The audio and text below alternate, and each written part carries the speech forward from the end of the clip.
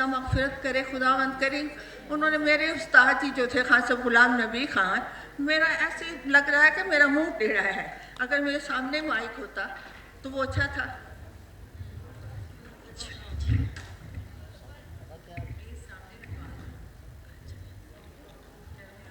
ठीक है, ये ठीक है मेरे बच्चे।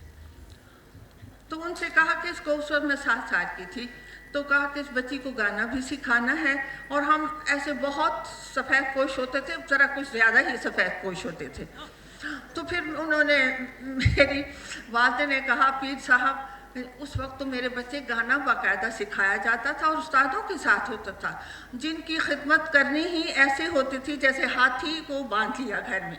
तो उन्होंने कहा, हमारी तो इतनी हस्ती नहीं है कि हम इनकी खिदमत भी करेंगे और ख़ातिर तवाज़ा भी, चाहे उनका घर वहीं था मुल्तान में।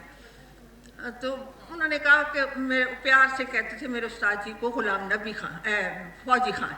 तो क्या फ़ौजी खान, जिस बच्ची को सिखाना है और कोई पैसे नहीं लेना, याद रखना ये तुम्हारी पीर बहन की बेटी है। उसके बाद ये हुआ कि सब भूल गए, क्योंकि मेरा भाई नहीं चाहता था कि मैं गाऊँ। और कोई 11 साल की थी मैं, तो 4 साल बाद मेरे उस्ताद जी आए कि वो बच्ची किधर है जिसको गाना सिखाना है, पीर साहब ने कहा था। और फिर उन्होंने कहा, बच्ची तो यही है। मेरे मामू ने कहा, मगर हम गाना खान साहब अपनी बिल्कुल भी नहीं है, वो नहीं सिखा सकते।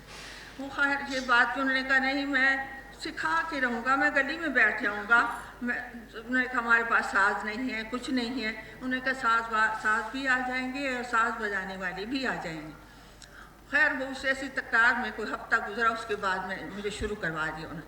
आप यकीन जाने कि मुझे तो ऐसे लगता था कि जैसे कोई मेरे पर मुसीबतों के पहाड़ खड़े हैं, क्योंकि क्लासिकल की तरफ रजू नहीं था। सुनते रहते थे कि क्योंकि मुल्तान एक हज़ारों सालों से म्यूज़िक का गढ़ है और तारीख़ भी आपको पता है कि बहुत पुराना शहर है।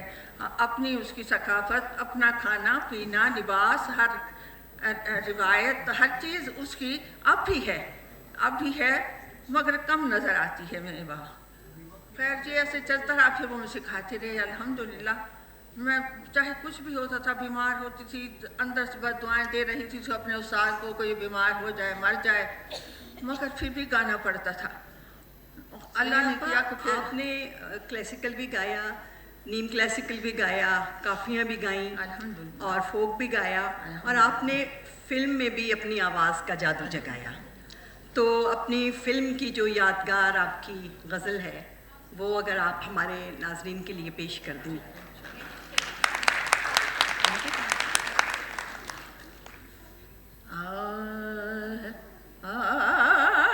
मोहब्बत की झूठी अदाओं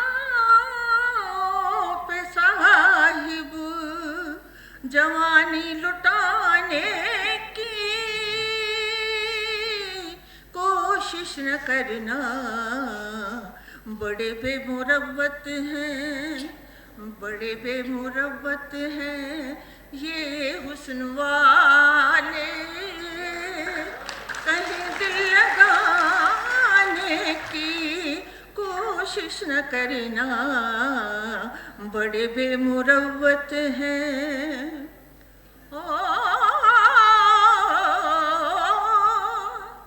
हंसी आती है अपनी बर्बादियों पर, न यूं प्यार से देखिए बंदा परवर, मेरे दिल के जख्मों को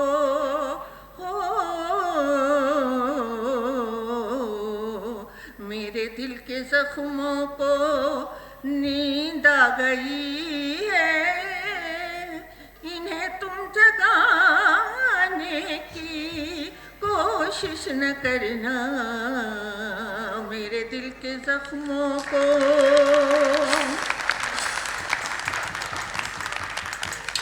राहत, आपसे सवाल है कि गाना आपका अपना शौक़ था या आपने अपनी वालदा के कहने पर गाना सीखा? अस्सलाम वालेकुम जी, really honoured to be part of this conference. गाना मेरा पर्सनल शौक, क्योंकि एक घर में अम्मी को हमेशा सुना बचपन से अब तक, तो बस मेरा अपना शौक अम्मी ने पढ़ाई की तरफ लगा दिया, तो ये मेरा पर्सनल शौक है। अम्मी कहती है बचपन में तुम बोलती जी, आप इंग्लिश के प्रोफेसर हैं लेकिन गाना आप शौकिया गाती हैं, तो आज हमारे नाजरीन के लिए आप क्या पेश कर रही हैं? मैं आपके लिए फैज़ की खूबसूरत गज़ल सुनाना चाहूँगी, इरशाद। ये अम्मी की इजाज़त से और सबकी इजाज़त से, क्योंकि यहाँ सब लोग बहुत अच्छा गाना सुनते हैं।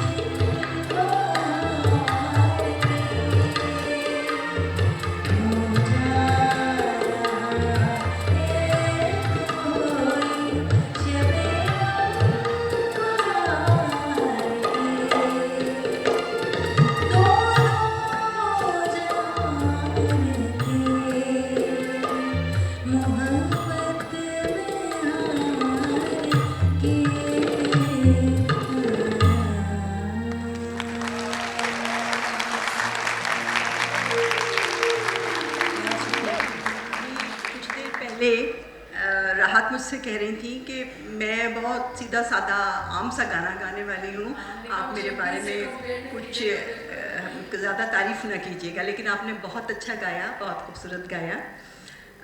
सुरैया जी, आपसे एक सवाल पूछना चाहती हूँ कि आप जब अपने करियर के अरूज पे थी तो आपकी शादी हो गई। शादी, शौहर, बच्चे, घरदारी, ये बहुत जिम्मेदारियाँ होती हैं, फुल टाइम जॉब होती है, तो उसके साथ साथ म्यूज़िक भी था। तो क्या म्यूज़िक को नज़रअंदाज किया या घरेलू जिम्मेदारियों को नज़रअंदाज किया, या आपने दोनों को आप साथ लेके चली? मैं दोनों को साथ लेके चली, मगर मेरा ये है कि गाना एक बहुत मुश्किल काम है। जी, बिल्कुल। इतना मुश्किल मेरा ख्याल है दुनिया में कोई नहीं होगा, क्योंकि जो क्लासिकल सीखता है वो ऐसे है जैसे एक लटका दिया गया है समंदर में, कब गिर जाए कब ना गिरे, किनारों तो इसका कोई है ही नहीं। क्लासिकल का गाने का कोई भी किनारा जी, नहीं जैसे है। आप कह रही थी ना कि आपने सिर्फ 2 राग 2 साल तक सीखे, जी, और फिर उसमें मैंने- से 20 राग निकल आए। ज़रा वो मुनज़्ज़ा बीबी वो सिखाना उस्ताद था ना, बहुत बड़ा उस्ताद था, और सारंगी नवाज थे, और वहाँ दिल्ली से आए थे, बॉम्बे वगैरह सब के राजे महाराजों के उस्ताद थे। यहाँ सिर्फ मेरे पीर अपने पीर के लिए आए थे, और बड़ी मुश्किलात देखी उन्होंने वहाँ आके, भूख प्यास, बड़े बुरे हालात थे। तो उन्होंने मुझे जो जैसे तालीम दी ना, बिल्कुल सीधी सादी दी, जैसे आप अलिफ बे पे से चलते हैं, ए बी से चलते हैं, जैसे भी कोई पढ़ रहा है, तो वो ऐसे ही सिखाया मुझे। और फिर वो क्या, जब मुझे शुरू कराया तो उन्होंने मुझे मेरे वालिदा और मेरे मामू से कहा, मैं 11 महीने की थी तो मेरे वालिद साहब फौत हो गए, तो हमारी वालदा जो थी तो माँ के घर आ गई ना मेरे बच्चे।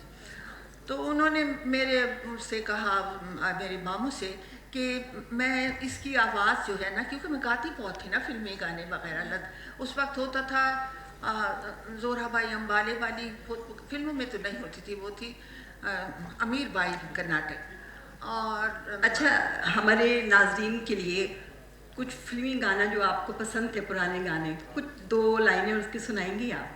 ज़रूर सुनाऊंगी, मगर वो इस वक्त किसी का याद सर है याद, किसी का पैर है, किसी का बाजू है ऐसे सब याद है।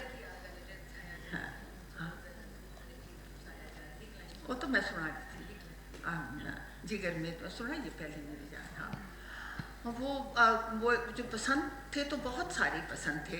मैडम नूर जहाँ के थे, वो जिगर की आग से इस दिल को जलता तो यही सुना दीजिए थोड़ी सी। जिगर की आग से इस दिल फन है, तो आप जॉब भी करती हैं, तो फिर म्यूज़िक के लिए आपको वक्त मिल जाता है रियाज करने के लिए? अच्छा, वो भी गले का काम, पढ़ाना भी, गाना भी गले का काम, तो ज़्यादा रियाजत और जो प्रैक्टिस करते हैं वो छुट्टियों में करते हैं, और जब इसी तरह प्रोग्राम्स वगैरह आते हैं फिर भी रिहर्सल्स वगैरह वो करती हूँ। मुश्किल काम है, अब बहुत मुश्किल, दोनों साथ लेकर चलना। तो अब क्या सुनाएंगी आप हमें? आपकी अम्मी की गाई हुई खूबसूरत गज़ल दाग देवी की, मेरे काबू में ना पहले तो बिना शादा। इसके बाद मैं आपको सराइकी और पंजाबी भी सुना सकती हूँ जब आप फरमाइश करेंगे। ये अम्मी की गज़ल मुझे बचपन से बहुत पसंद है, तो वो आपके सामने पेश करें।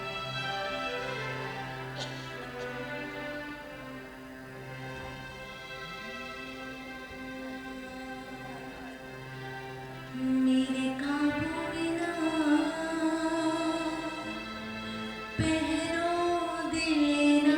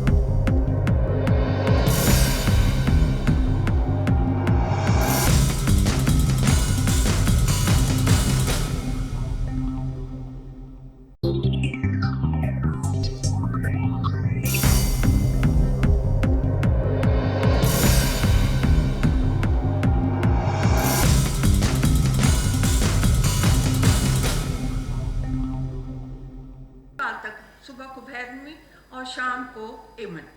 और फिर हमारे लोगों ने, उस्तादों ने, जो मुल्तान के मशहूर घराने थे, उन्होंने एतराज़ उठाया कि हमें जो मकामी उस्ताद वगैरह हम लोग थे, हमें छोड़ के इन्होंने उस वक्त महाजर कहा जा रहा था, है ना, वे उसको रखा। तो फिर जब उनके कान में ये बात गई, मेरे मामू ने कहा कि ऐसे लोग बातें कर रहे हैं, ये 2 साल तक क्या सिखाया, सिर्फ भैरवी और एमन। तो उन्होंने कहा कि आप सबको इकट्ठा करें। उसको हमारे उसमें जो हमारे गाने वाले लोग हैं, उसमें लाची फेरना कहा जाता है। एक चांदी की थाली में इलायची और मिश्री रख दी जाती है, तो वो सबको ऐसे जैसे वो कांधा दिया जाता है कि भाई आप लोग, बुलाया जाता है घर में जमा हो इतने बजे, 10 बजे, 12 बजे, जैसे भी मौसम के लिहाज से। वो सब इकट्ठे हो गए। उसी में उस्ताद भी थे, हमारे शौकिया गाने वाले बड़े बड़े उस्ताद घराने भी थे उसमें। तो फिर मेरे उस्ताद ने कहा कि भी ये आपकी शागिर्द है, मेरी नहीं है, आप लोग बजाएं गाएं इसके साथ। और मैं आपको ये बताना चाहता हूँ कि 2 साल में मैंने क्यों एमन और भैरवी सिखाई। तो उन्होंने खैर खामोश बैठ रहे कि सारे ही बड़े वो थे मुखालिफ से। तो फिर उन्होंने मुझसे कहा कि सुरैया भैरवी गाओ, सुनाओ भैरवी। अजबर थी मुझे।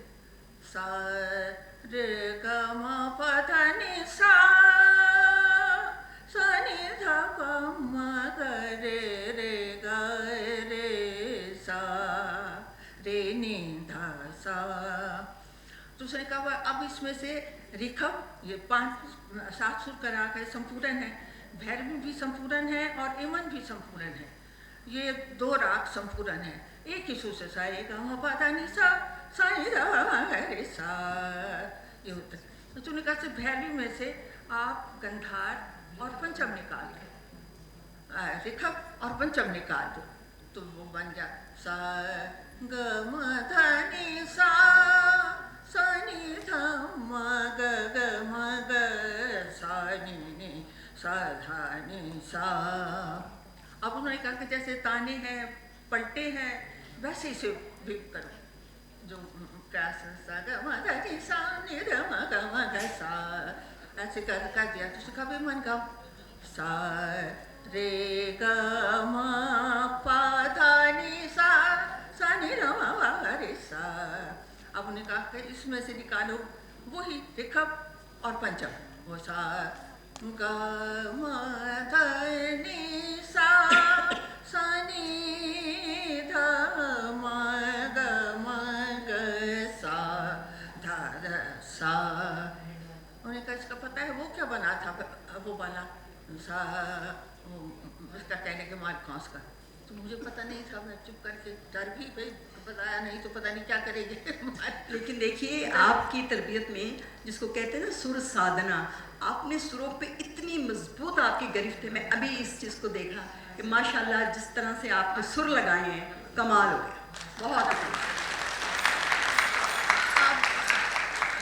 रहा तब आप हमें थोड़ी सराइकी में अपना मुनज़्ज़ा बीबी में बात पूरी कर लूँ मेरी। हाँ बिल्कुल बिल्कुल। तो फिर उसके बाद उन्होंने कहा जो पहला आपने भैरवी में गाया तो वो था मार्कोस, और जो गाया एमन में रेखब और पंचम निकाली तो वो था हिंडौल।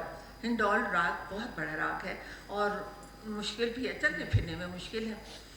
तो फिर उन्होंने सबसे कहा कि आपने ये सुन लिया ना कि 2 साल की मेहनत जो थी भैरवी और एमन की, वो इसलिए थी कि मुझे आसानी हो कि मैं रेडियो में जाऊं तो वहाँ से एक डिटेल आया करती थी हर महीने कि ये वो लिख के भेजते थे, ये राग आपने सुबह को गाना है, शाम को गाना है, रात को गाना है।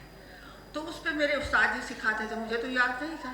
वह उनका यही होता था भाई, ये जाते हुए कभी यूँ होता था संकीर्ण संपूर्ण इकट्ठा ही होता था, मध्यम भी लग रही है, चढ़ी मध्यम भी लग रही है और उत्तरी कोमल भी लग रही थी, वह भी लग रही है।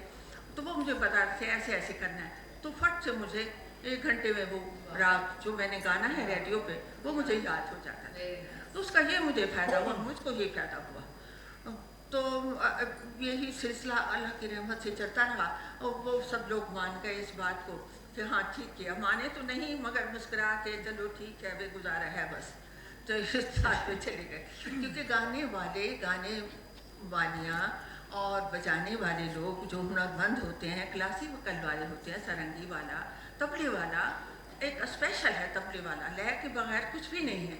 अब ये अल्लाह की रहमत से दुनिया खड़ी है तो एक लय पे खड़ी है, नहीं तो ज़लज़ले आ जाते हैं, तूफान आ जाते हैं, सब कुछ हो जाता है। मगर जब तक लय नहीं होगी गाना वो मज़ा नहीं देता।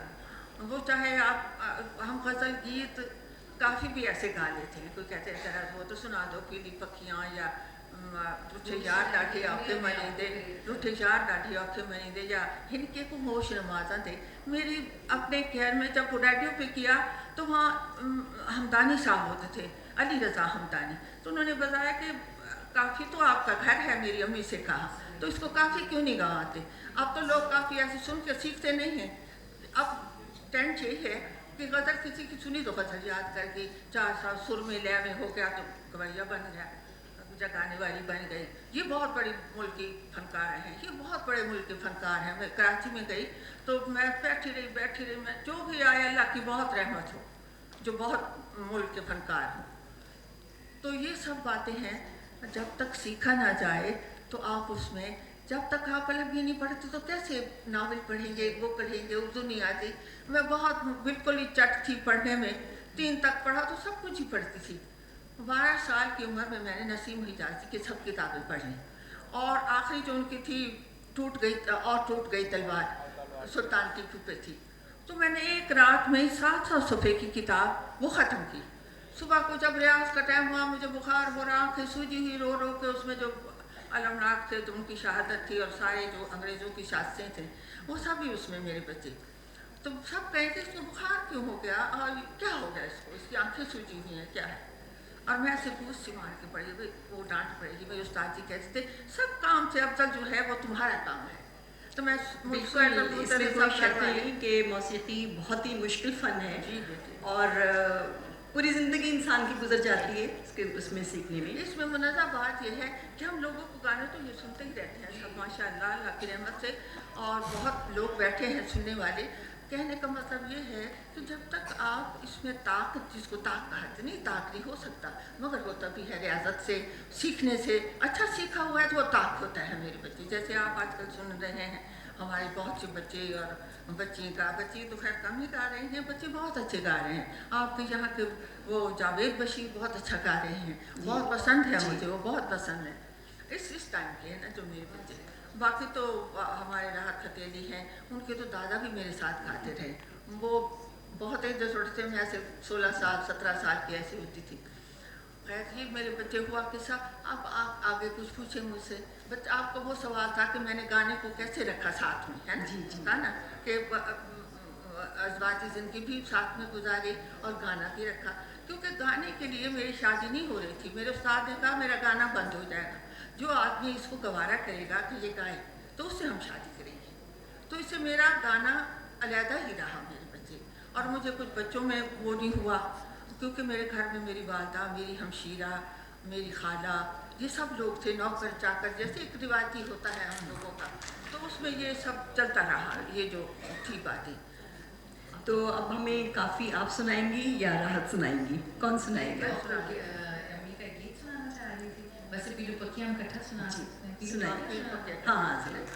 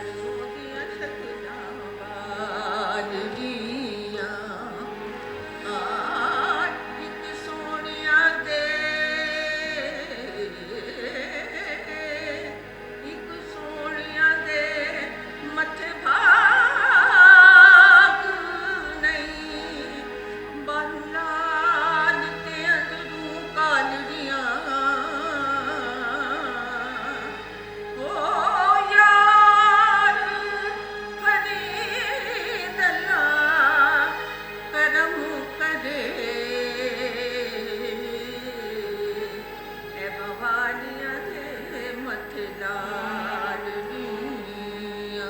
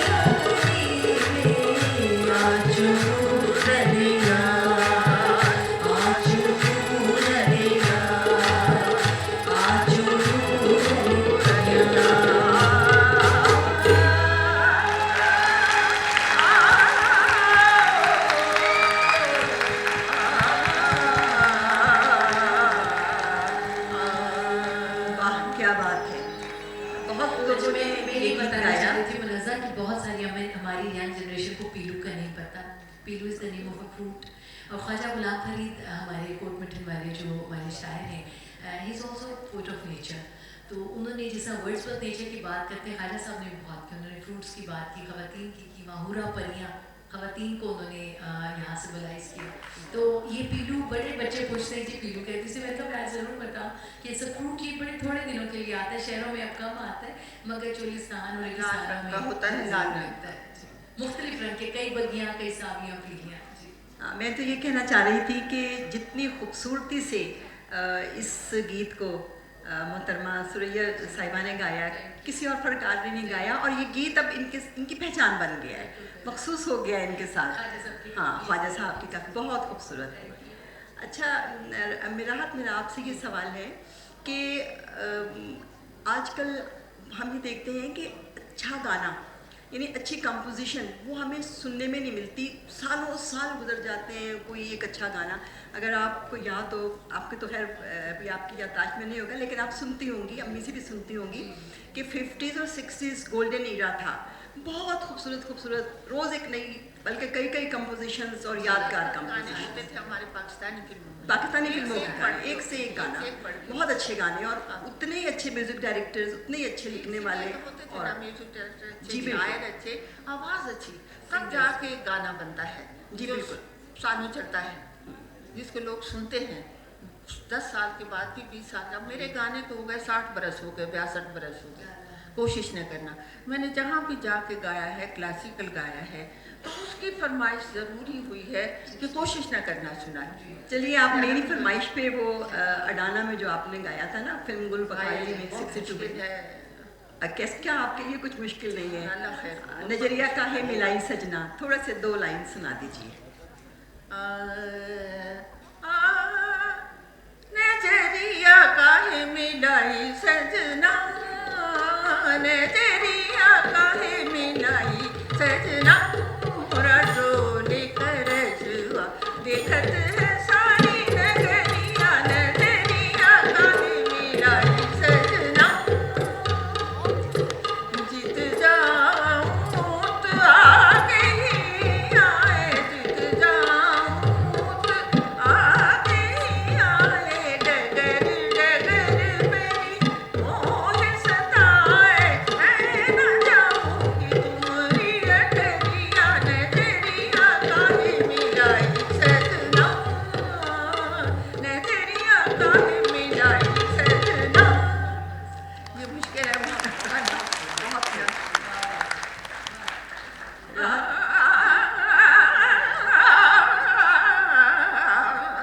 नजरिया काहे मिलाई सजना। बहुत ही कमाल की ताने, बहुत ही खूबसूरत, और ये फ़न जो है ये बेइंतहा रियाजत मांगता है, और आपकी जो रियाजत है, देखिए अभी तक वो जो कुछ आपने सीखा है वो आपके साथ है। मुनज़्ज़म की जो मैंने रियाजत की ना बचपन वाली, और फिर उस पर ये होता था कि अगर फंक्शनों में गए हैं, कॉन्फ्रेंसों में गए हैं, जहाँ भी गए हैं, मगर मेरे उस्ताद जी कहते कि सुबह को ज़रूर गाना है। थके होते थे, और आप मेरी तरफ नहीं देख रही हैं ना, अच्छा, तो थके भी होते थे तो गाना ज़रूर है। वो कहते थे कि अगर रोज़ इस काम को ना किया तो जैसे बर्तन मैला हो जाता है, गिलास मैला हो जाता है, प्लेट मैली हो जाती है, प्याला मैला हो जाता है, ऐसे गला भी मैला हो जाता है। वो तैयारी, वो उसका वो चलना चलाना, आना जाना, वो नहीं रहता जो बंदे की वो फुर्ती और वो दूसरा ये है कि क्लास गाना जो है ताकत का काम है, उम्र के साथ काम है। अब मेरी माशाल्लाह 82 साल की उम्र हो गई, तो अब वो रियाज नहीं कर सकते, सुर भरना है थोड़ा बहुत सा। सराय की फोक, अच्छा जी, जी फरमाइश आ गई है सराय की फोक की। हाँ, चल बिस्मिल्लाह। मुल्तान वालों की फरमाइश है तो पूरी करनी होगी आपको। अम्मी का खूबसूरत गीत जो सबसे पहले अम्मी ने गाया, बाद में और बहुत सारे आर्टिस्ट उन्होंने भी इसे गाया। नींदर ने कईयां झोंका लाइया, रात धमी लगी।